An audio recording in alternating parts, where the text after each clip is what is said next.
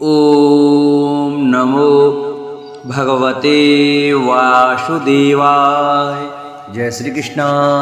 नमस्कार दोस्तों, स्वागत है आप सभी का मेरे YouTube चैनल आर के भक्ति में। भक्तों, आज आप सुने माघ मास महात्म के 18वें अध्याय की कथा। आइए भक्तों, कथा को प्रारंभ करते हैं।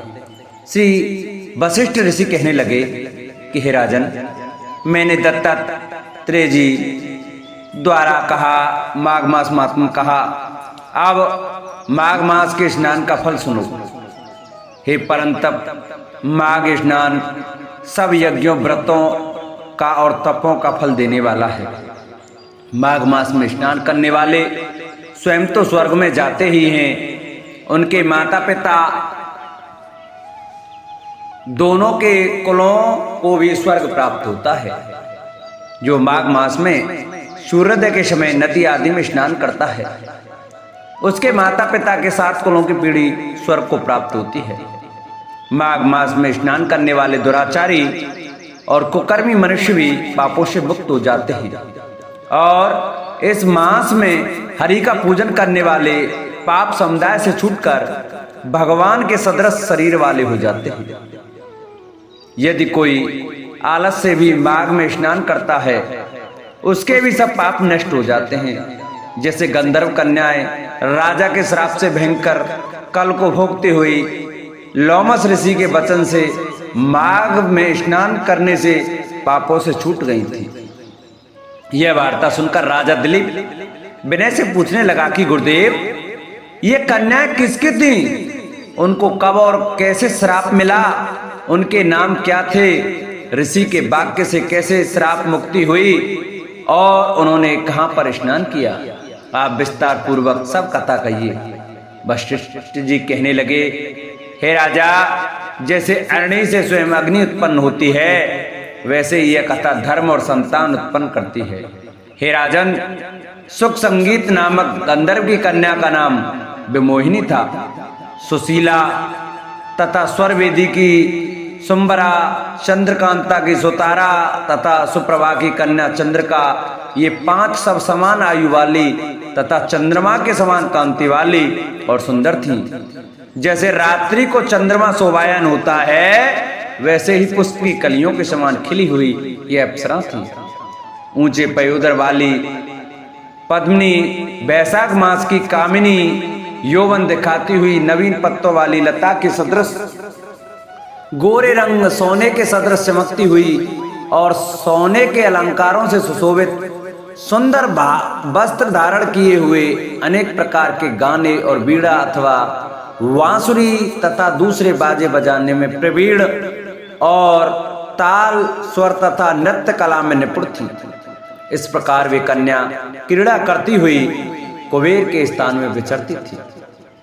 एक समय कौतुकवश माघ मास में एक वन से दूसरे वन में विचरती हुई मंदिर के पुष्प तोड़कर सरोवर पर गौरी पूजा के लिए गई। स्वच्छ जल के सरोवर में स्नान करके वस्त्र धारण कर, मौन हो बालू मिट्टी की गौरी बनाकर, चंदन कपूर कुमकुम और सुंदर कमलों से उपचार सहित पूजन करके ये 5 कन्याएं ताल नृत्य करने लगी। फिर ऊंचे गांधार स्वर में सुंदर गीत गाने लगी।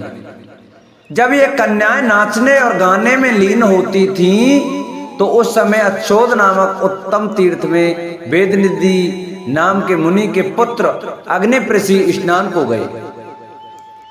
वह युवा ऋषि सुंदर मुख, कमल सदृश नयन, विशाल छाती, सुंदर भुजाओं वाला दूसरे कामदेव के समान था। शिकार सहित दंड लिए, मृग चर्म ओढ़े, यज्ञोपवीत धारण किए हुए था। उसको देखकर 5 कन्याएं मुग्ध हो गईं और उसका रूप व यौवन देखकर कामदेव से पीड़ित हो, देखो देखो ऐसा कहती हुई उस ब्राह्मण के चित्त में कामदेव का डर उत्पन्न करने लगी और आपस में विचार करने लगी कि यह कौन है। रति रहित होने से कामदेव नहीं है और एक होने से अश्विनी कुमार नहीं। ये कोई गंधर्व या किन्नर या कामरूप धारण कर कोई सिद्ध या किसी ऋषि का श्रेष्ठ पुत्र या मनुष्य है। कोई भी हो, ब्रह्मा जी ने इसको हमारे लिए बनाया है। जैसे पूर्व कर्म के प्रभाव से संपत्ति प्राप्त होती है, वैसे ही गौरी जी ने हम कुमारियों के लिए श्रेष्ठ वर दिया है। और आपस में यह तुम्हारा वर है या मेरा वर अथवा सबका, ऐसा कहने लगी। जिस समय उस ऋषि पुत्र ने अपनी मंध्यान्ह की क्रिया करके ऐसे वचन सुने तो वह सोचने लगा कि यह तो बहुत बड़ी समस्या उत्पन्न हो गई। ब्रह्मा विष्णु महेश आदि देवता तथा बड़े योगीश्वर भी स्त्रियों के भ्रमजाल में मोहित हो गए हैं। इनके तीक्ष्ण बाणों से किसका मन रूपी हिरण घायल नहीं हो सकता। जब तक नीति और बुद्धि रहती है तब तक पाप से भय रहता है। जब तक की गंभीरता रहती है, यम विधि का पालन होता है, तब तक मनुष्य स्त्रियों के काम रूपी बाणों से बींधा नहीं जाता।